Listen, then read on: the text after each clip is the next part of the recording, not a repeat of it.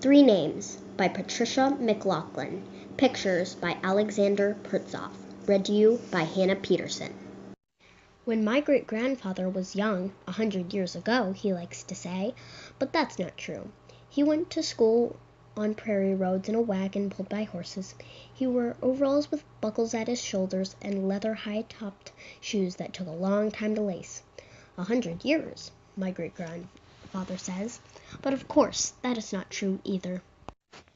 His dog, with three names, went too. But how can a dog have three names? I asked. He came to us one day without a name, said great-grandfather. My sister Lily called him Ted. Mama called him Boots because his front legs were white halfway up. Papa called him Pal because he was one. Great-grandfather called him three names.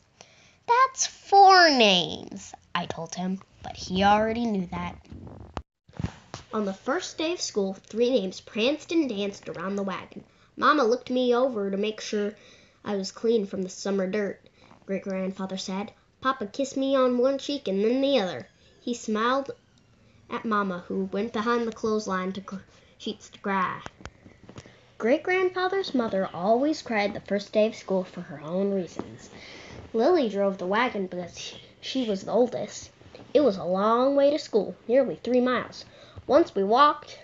Did you get lost? I asked. You couldn't get lost on a prairie road, my great-grandfather told me. You couldn't get lost with three names along to show you the way home. Three Names liked school. He liked the teacher, Mr. Beckett, who brought leftovers for him. He liked the children, except for William, who was sly. Three Names frowned at William, said great-grandfather. I've never seen a dog frown, I said. Three Names frowned, he said. Lily drove the wagon down the road to William's house as Three Names stood in the back, his ears up, his tail wagging in circles. The children climbed up in the wagon laughing, Rachel and Maddie and William with their slates and tin pails of lunch, and Three Names always frowned at William. The wagon rounded the pond, a slough, great-grandfather called it. The wagon passed fields of prairie grass and wheat, paintbrush and bluegrass, and Three Names barked at what he saw. He barked at the sharp-tailed grouse that flew up frightened. He barked at the prairie dogs that stood in the fields, their eyes as black as berries. Once, great-grandfather told me, Three Names barked at a cloud that covered the sun. Then, way off in the distance, came the other children, looking small like tumbleweeds. Martha came on horseback, and Lou on her pony. The Twilling twins, who did not look alike, walked because they lived close by. George and Jenny were already at school, their horses tethered in the fields, eating grass. There was a barn, too, for horses, cool and dark, that smelled of hay and harness leather and old wood.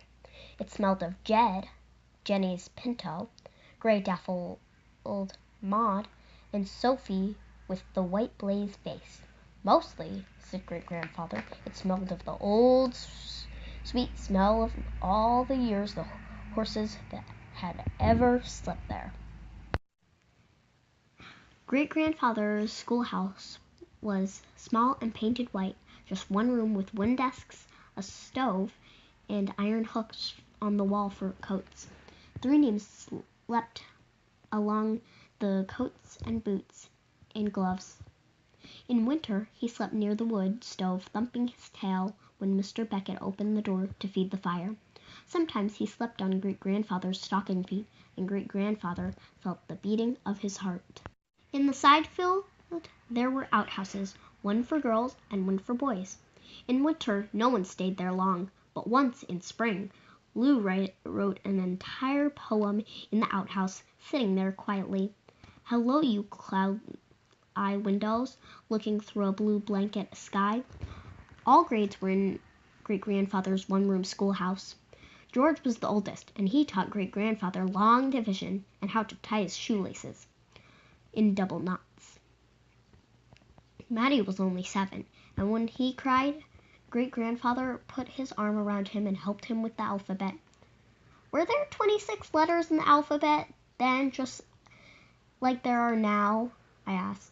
26, just like now, he told me. Great-grandfather ate lunch outside in the good weather, with cool water pumped from the well for drinking. Three Names drank water from a bowl and stared into the faces of all the children until they shared their food with him. Great-grandfather played fox and geese in the meadow and hide-and-seek in the barn, but his favorite game was marbles. He carried his marbles in an old sock and drew a circle in the dust, and everyone took turns. Jenny was the champion. But once, Great-grandfather won a pot of marbles. He kept his lucky Aggie. "This Aggie is 100 years old," he said, "like me." In the fall, the wind came up, snapping the sheets on the clothesline dry, and the nights were crisp like apples from the root cellar. The horses didn't like the wind, and once they ran so fast that Lily couldn't stop them. She held on tightly, and Three Names didn't bark all the way to school. In winter, the children rode a sleigh if the snow wasn't too deep. Mr. Beckett rode to school early, before the sun rose, to build a warm fire in the schoolhouse. Some days he roasted potatoes in the stove, and the whole room smelled of warm potatoes and butter from a crock and firewood. Three Names ate a potato, too, all but the skin. At winter holidays, there was a party at the schoolhouse for everyone, Great-grandfather said. All the children and parents and grandparents and aunts and uncles. A candle burned in every window of the school. We could see the lights from a long way off, tiny beacons in a sea of snow. There was food and punch and singing, and Mr. Beckett gave each of them a book for a gift. Martha played her fiddle, and Three Names lifted his head to howl at the rafters. Spring came, and the snow melted slowly. The earth was dark and wet, and the slough filled with water. Sometimes Three Names jumped off the wagon to walk into the slough, lifting his head happily, scaring the birds. There were spring storms and sometimes tornadoes, with thin, dark clouds tunneling down from the sky. The children ran to the cellar where it was safe, and Mr. Beckett told stories by lamplight as the wind made a roaring sound all around, and Three Names trembled.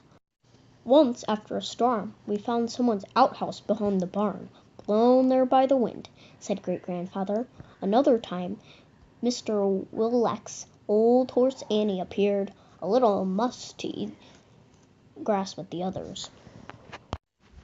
And then, too soon, it was the last day of school.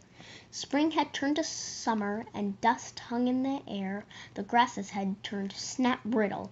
There was a celebration, and everyone came dressed in white starched shirts and calico and shiny shoes. "I wore knickers of corduroy that whispered when I walk," said Great-grandfather. There was lemonade and cookies, and Great-grandfather made Three Names close his mouth so he wouldn't howl when Martha played her fiddle. There was a speech by Mr. Beckett and one by George because he was graduating. "I am happy," said George, "but I am sad too." Everyone was sad," said Great-grandfather, "because school was over. Even Three Names was sad, sitting silent in the wagon all the way home, watching the prairie stretch out like a quilt all around. 100 years ago, when Great-grandfather was young, summer was fine, full of long, warm days and nights when the moon rose yellow. But he missed school. Three Names missed school too," said Great-grandfather. "Every day he stared down the prairie road. Every day he pranced and danced around the wagon. And when the locusts buzzed in the summer grass, and Great-grandfather lay in the barn hay, Three Names would nudge him with his cool, wet nose. 'No, Three Names, not school time, but soon, I promise,' he'd whisper. 'Soon.' And Three Names would turn around 3 times and sigh, settling like a sack of grain beside my Great-grandfather, the two of them dreaming away the summer, the two of them waiting for school."